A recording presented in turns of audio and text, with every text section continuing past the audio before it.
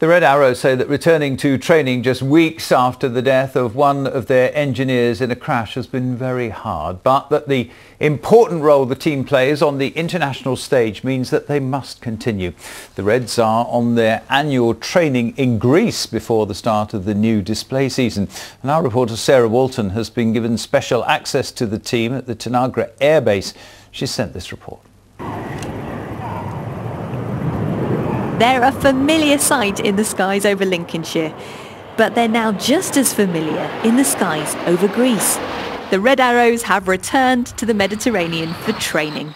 It's going really well actually. So we've just flown the first slot of our 3 training sorties this morning, and as you can see there's not a cloud in the sky, and it's blue skies with sunshine, and we can make full use of the airspace here in Tanagra. But it has been a difficult time for the Reds. Less than 2 months ago, engineer Corporal Jonathan Bayliss died, and pilot Flight Lieutenant David Stark was injured when their jet came down at RAF Valley in Wales. So going back to work hasn't been easy. We're all human here. We will absolutely be remembering Corporal John Bayliss, and of course Flight Lieutenant David Stark, who is recovering well at home. And as we go into the display season, that will be built into some of the commentary, and I think people will reflect with us on what we've been through over the last few months. Corporal Bayliss was part of the circus, the specially selected engineers assigned to individual pilots. Working, travelling and sometimes living together, the engineers are particularly close. But they say focusing on work has helped. The team are getting there.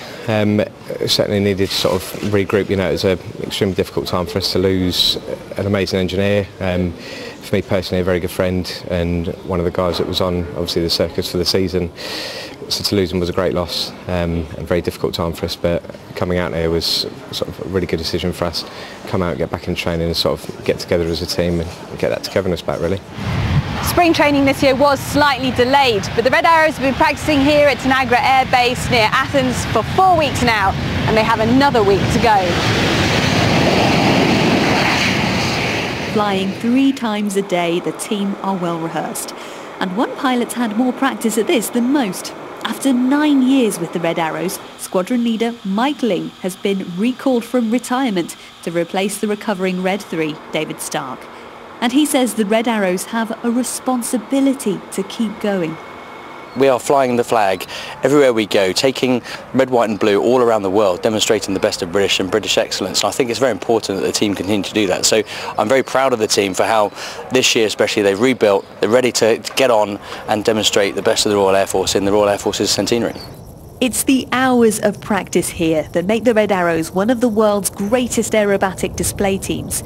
They say continuing that is how they will honour Corporal Bayliss.